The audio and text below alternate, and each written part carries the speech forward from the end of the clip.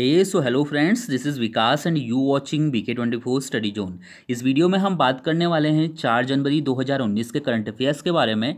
तो इस पूरे वीडियो को बड़ी ध्यान से देखिएगा। यहाँ पर जितने भी क्वेश्चन मैंने लिए हैं उन सभी क्वेश्चन से रिलेटेड जो मोस्ट इंपॉर्टेंट जीके होगी, जो कि एग्जाम में पूछ ली जाती है अक्सर, उसके बारे में भी हम यहाँ पर डिटेल से डिस्कस करेंगे। साथ ही साथ इस वीडियो का डिटेल PDF का लिंक मैंने डिस्क्रिप्शन में दिया हुआ है, तो आप लोग वहाँ से PDF भी डाउनलोड कर लीजिएगा एक बार वीडियो देखने के बाद। ओके, तो चलिए शुरुआत करते हैं। पहला क्वेश्चन अपना आज का ले रहे हैं। हमारा पहला क्वेश्चन है कि 3 जनवरी 2019 को प्रधानमंत्री मोदी द्वारा किस स्थान पर भारतीय विज्ञान कांग्रेस का उद्घाटन किया गया है। ये हमारा पहला क्वेश्चन है। इसका सही आंसर ऑप्शन बी वाला है, जालंधर में।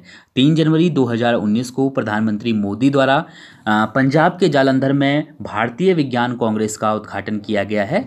याद रखिएगा कि जो ये भारतीय विज्ञान कांग्रेस है, ये एक वार्षिक कार्यक्रम है। हर साल इसका आयोजन होता है और इसमें देश भर के शीर्ष वैज्ञानिक जो है भाग लेते हैं, आपस में चर्चा करते हैं विभिन्न मुद्दों पे। इसके बाद इस वर्ष की थीम जो है इंपॉर्टेंट है एग्जाम के लिए। तो इस वर्ष की थीम रखी गई है भविष्य का भारत, विज्ञान एवं प्रौद्योगिकी। तो वैसे तो मैंने ये क्वेश्चन ऑलरेडी पहले भी करवाया है, इंपॉर्टेंट क्वेश्चन है, याद रखिएगा। 3 जनवरी 2019 से जो है शुरू हुआ है ये, और जो कि चलेगा 7 जनवरी 2019 तक। इस बार इसका आयोजन किया जा रहा है लवली प्रोफेशनल यूनिवर्सिटी की तरफ से। ओके, चलिए, हमने यहाँ पर बात की जालंधर की, और जालंधर पड़ता है पंजाब में, यानी कि हमें बात करनी चाहिए पंजाब से रिलेटेड कुछ पॉइंट के बारे में। तो पंजाब की राजधानी है चंडीगढ़, जिले हैं पंजाब में 22, और इसका गठन हुआ था 1 नवंबर 1966 को। राजभाषा की बात करें तो पंजाबी है। इसी तरीके से राज्यपाल हैं वर्तमान में विजेंद्र पाल सिंह बदनौर, और मुख्यमंत्री हैं अमरिंदर सिंह। तो आपको जो है यहाँ पर दिख रहे होंगे, एक साइड आपको राज्यपाल दिख रहे हैं यहाँ पर, और दूसरी साइड आपको मुख्यमंत्री अमरिंदर सिंह दिख रहे हैं। तो दोनों के नाम अच्छे से याद करिए। इसी तरीके से मुख्य न्यायाधीश की बात करें तो न्यायमूर्ति कृष्ण मुरारी मुख्य न्यायाधीश हैं।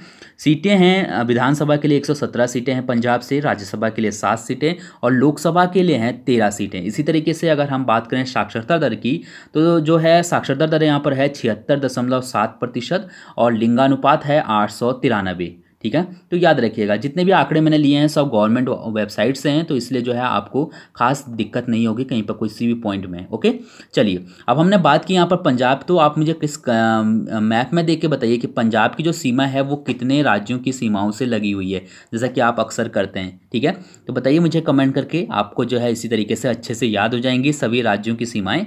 तो आप लोग जो है याद इसमें से मैप में देख के ही जो है बताइए मुझे। इसके बाद सेकंड क्वेश्चन है कि भारत की सबसे तेज चलने वाली रेलगाड़ी ट्रेन 18 निम्न में से किन के बीच चलेगी, किन स्टेशनों के बीच में चलेगी, या फिर किन दो क्षेत्रों के बीच में चलेगी। तो दिल्ली से वाराणसी तक जो है ये ट्रेन चलेगी। ये मैं आपको यहाँ पर बता दूँ, ट्रेन 18 के बारे में ऑलरेडी मैंने बहुत से पॉइंट बताए हैं। ट्रेन 18 जो है वो आधिकारिक रूप से भारत की सबसे तेज चलने वाली ट्रेन बन चुकी है। और अगर बात करें ट्रेन 18 की, तो दिल्ली से वाराणसी तक का जो सफ़र तय करेगी ये 8 घंटे में तय कर लेगी। ठीक है, वर्तमान में रेल मंत्री हैं पीयूष गोयल, इनका नाम आपको पता होना चाहिए। इसके बाद चलिए बात करते हैं क्वेश्चन नंबर 3 की, कि हाल ही में किस राज्य सरकार ने कृषक बंधु योजना का शुभारंभ किया है। तो कृषक बंधु योजना की शुरुआत किसने की है, ये शुरुआत की है पश्चिम बंगाल ने, यानी कि ऑप्शन डी वाला यहाँ पर हमारा बिल्कुल सही है। ओके, इसके अलावा यहाँ पर से कुछ पॉइंट हैं जो आपको याद रखने हैं। कृषक बंधु योजना आखिर में है क्या चीज़। तो ये जो योजना है ये बेसिकली किसानों के लिए बनाई गई है, और इसका जो लाभ है वो 18 वर्ष से 60 वर्ष तक के जो है सभी किसान ले सकते हैं। ठीक है, अगर किसी भी किसान की मौत हो जाती है इस योजना के तहत, मैं बता रहा हूँ आपको कि अगर किसी किसान की अगर मौत हो जाती है तो उसके परिजनों को 2 लाख रुपए का मुआवजा, और साथ ही साथ जो है कुछ अनुदान भी दिया जाएगा। ठीक है, कौन सी योजना के अंतर्गत, कृषक बंधु योजना के अंतर्गत। ठीक है, पश्चिम बंगाल सरकार की ये योजना है, और इसका जो लाभ है वो 18 से 60 वर्ष तक के लोग ले सकते हैं। इसके बाद बात करते हैं हम लोग पश्चिम बंगाल से रिलेटेड कुछ पॉइंट की। तो पश्चिम बंगाल की राजधानी कोलकाता है। इसी तरीके से पश्चिम बंगाल में है 23 जिले, और गठन हुआ था इसका 26 जनवरी 1950 को। पश्चिम बंगाल के राज्यपाल हैं केशरीनाथ त्रिपाठी, और मुख्यमंत्री हैं ममता बनर्जी। मुख्य न्यायाधीश की बात करें तो न्यायमूर्ति विश्वनाथ सोमद्दर जो है वो पश्चिम बंगाल के मुख्य न्यायाधीश हैं। ठीक है, तो आप जो है यहाँ पर देख भी पा रहे होंगे, तो इनका नाम अच्छे से याद रखिएगा, हाल ही में नियुक्त हुए हैं। सीटों की बात करें तो विधानसभा के लिए 295 सीटें हैं पश्चिम बंगाल में, राज्यसभा के लिए 16 सीटें, और लोकसभा के लिए हैं 42 सीटें। इसी तरीके से साक्षरता दर यहाँ पर है 77.08%, और लिंगानुपात है 950। तो ये है पश्चिम बंगाल, और इसकी जो सीमाएं हैं वो कितने अन्य राज्यों से जुड़ी हुई हैं आपको कमेंट करके ये बताना है, ठीक है। तो कोई बड़ा काम नहीं है, देख के आपको बस उनके नाम लिखने हैं। चलिए, क्वेश्चन नंबर 4 है कि 2 जनवरी 2019 को रमाकांत आचरेकर का निधन हो गया। वे किस प्रसिद्ध भारतीय खिलाड़ी के कोच थे? तो इसका सही आंसर है ऑप्शन ए वाला, ठीक है। 2 जनवरी 2019 को रमाकांत आचरेकर का निधन हो गया है। ये सचिन तेंदुलकर के कोच थे। इसके अलावा विनोद कांबली और प्रवीण आमिर के भी ये कोच रह चुके थे, ठीक है। तो काफ़ी ज़्यादा नाम था इनका, और 2010 में इनको पद्मश्री से सम्मानित किया गया था, ठीक है। 2 जनवरी 2019 को इनका निधन हो गया है। क्वेश्चन एग्जाम के हिसाब से काफ़ी इंपॉर्टेंट है, तो आप लोग इनका नाम जरूर याद रखिएगा। इसके बाद बात करते हैं क्वेश्चन नंबर 5 की, कि हाल ही में CH लोकनाथ का निधन हो गया है। हमको बताना है कि किस क्षेत्र से संबंधित थे। तो CH लोकनाथ जो है वो अभिनय के क्षेत्र से संबंधित थे। बेसिकली कन्नड़ के जो है काफ़ी प्रसिद्ध ये अभिनेता थे, और इन्होंने करीब 650 से अधिक फिल्मों और 1000 से अधिक नाटकों में काम किया था, ठीक है। याद रखिएगा कि 31 दिसंबर को इनका निधन हुआ है 91 वर्ष की आयु में, ठीक है। प्रसिद्ध कन्नड़ अभिनेता थे ये। इसके बाद क्वेश्चन नंबर 6 है कि हाल ही में केंद्र सरकार ने निम्न में से किसको आर्म्स एक्ट के दायरे से बाहर कर दिया है? तो उसका सही आंसर है डिफेंस आइटम, यानी कि ऑप्शन ए वाला यहाँ पर बिल्कुल सही है, ठीक है। डिफेंस आइटम को अब आर्म्स एक्ट के दायरे से बाहर कर दिया गया है केंद्र सरकार की तरफ से। 7वां वाला क्वेश्चन है कि 20 फरवरी से अंतर्राष्ट्रीय विज्ञापन संघ यानी कि IAA का 44वां वैश्विक शिखर सम्मेलन का आयोजन कहाँ किया जाएगा? तो इसका जो सही आंसर है वो है ऑप्शन बी वाला, यानी कि कोची में, ठीक है। कोची यानी कि केरल में 44वां शिखर सम्मेलन का आयोजन किया जाएगा अंतर्राष्ट्रीय विज्ञापन संघ के। ओके, आपको पता होना चाहिए 20 फरवरी से 22 फरवरी तक जो है इसका आयोजन किया जाएगा। ये जो हम बात कर रहे हैं वैश्विक शिखर सम्मेलन, ठीक है, अंतर्राष्ट्रीय विज्ञापन संघ का, तो ये क्या चीज़ है या फिर क्या है इसका उद्देश्य? तो याद रखिएगा कि ये इसका जो आयोजन है ये हर साल आयोजित किया जाता है, और इसमें जो भी विज्ञापन जगत से जुड़ी हुई जो बड़ी बड़ी कंपनियां होती हैं, ठीक है, या फिर कोई भी संस्थाएं होती है, वो लोग जो है इसमें भाग लेते हैं और आपस में जो है विभिन्न मुद्दों पे बात करते हैं। अंतर्राष्ट्रीय विज्ञापन संघ के जो वर्तमान में अध्यक्ष हैं वो हैं श्रीनिवासन के, ठीक है। तो आपको इनका नाम भी पता होना चाहिए। क्वेश्चन नंबर 8वां है कि 2 जनवरी 2019 तक कितने लोगों को उज्ज्वला योजना के तहत मुफ्त LPG कनेक्शन प्रदान किए गए हैं? तो इसका सही आंसर है ऑप्शन डी वाला, यानी कि 6 करोड़ लोगों को 2 जनवरी 2019 तक उज्ज्वला योजना के तहत 6 करोड़ लोगों को मुफ्त LPG कनेक्शन प्रदान किए गए हैं, ठीक है। उज्ज्वला योजना के तहत जो है बेसिकली ये टारगेट रखा गया था कि मार्च 2019 तक 5 करोड़ लोगों को LPG कनेक्शन दिए जाएंगे, लेकिन अभी जो है गवर्नमेंट ने ये लक्ष्य जो है पहले ही कंप्लीट कर लिया है। 6 करोड़ लोगों को जो है अभी तक का निःशुल्क LPG कनेक्शन दिया गया है, ठीक है। 1 मई 2016 को ये लक्ष्य रखा गया था कि 2019 तक हम 5 करोड़ लोगों को LPG कनेक्शन दे देंगे, लेकिन अब जो ये लक्ष्य है ये पूरा हो चुका है, ठीक है। ध्यान रखिएगा 2 जनवरी 2019 तक जो है 6 करोड़ लोगों को निःशुल्क LPG कनेक्शन दे दिए गए हैं। इसके बाद क्वेश्चन नंबर 9 वाला है कि हाल ही में किस एयरपोर्ट को अप्रवासन चेक पोस्ट के रूप में घोषित किया गया है? तो इसका सही आंसर ऑप्शन ए वाला है, वीर सावरकर अंतर्राष्ट्रीय हवाई अड्डे को, यानी कि पोर्ट ब्लेयर का ये हवाई अड्डा है, और इसको जो है अप्रवासन चेक पोस्ट के लिए जो है चेक पोस्ट के रूप में घोषित किया गया है। और इसका मतलब ये हुआ कि अब जो है इस एयरपोर्ट से अंतर्राष्ट्रीय उड़ानें जो है हो सकती हैं, ठीक है। किसी भी अन्य देशों के लिए जो है इस एयरपोर्ट से उड़ानें की जा सकती हैं। इसके अलावा यहाँ पर से याद रखिएगा कि अब जो है इसका चेक पोस्ट के तौर पे जो है इस्तेमाल किया जाएगा। कहने का मतलब ये हुआ कि अब जो है आप इस अंतर्राष्ट्रीय हवाई अड्डे से भारत से बाहर निकल सकते हैं और भारत में आ सकते हैं, ठीक है। पोर्ट ब्लेयर जो है वो राजधानी है अंडमान और निकोबार की।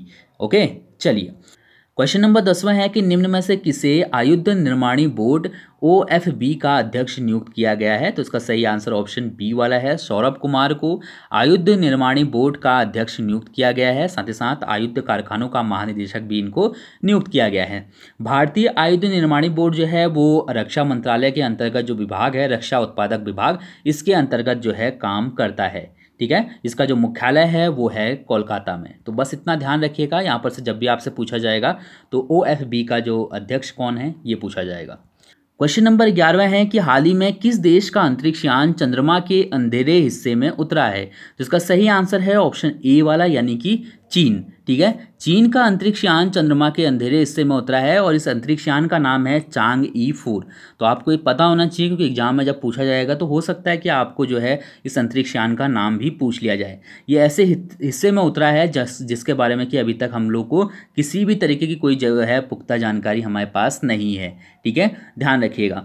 चांग-ई 4 को लॉन्ग मार्च 3 रॉकेट के जरिए जो है लॉन्च किया गया था और 12 दिसंबर को जो है ये चांद की कक्षा में पहुंचा था। तो फाइनली जो है इसने 3 जनवरी को चांद में लैंडिंग कर ली है। ठीक है, चांद के उस अंधेरे हिस्से पे जिसके लिए जो है इसको भेजा गया है। क्वेश्चन नंबर 12 है कि निम्न में से किसे national Jio special award for excellence 2017 से नवाजा गया है। तो इसका सही आंसर है ऑप्शन ए वाला है, प्रोफेसर जयंत कुमार घोष को national Jio special award for excellence 2017 life time achievement award से नवाजा गया है।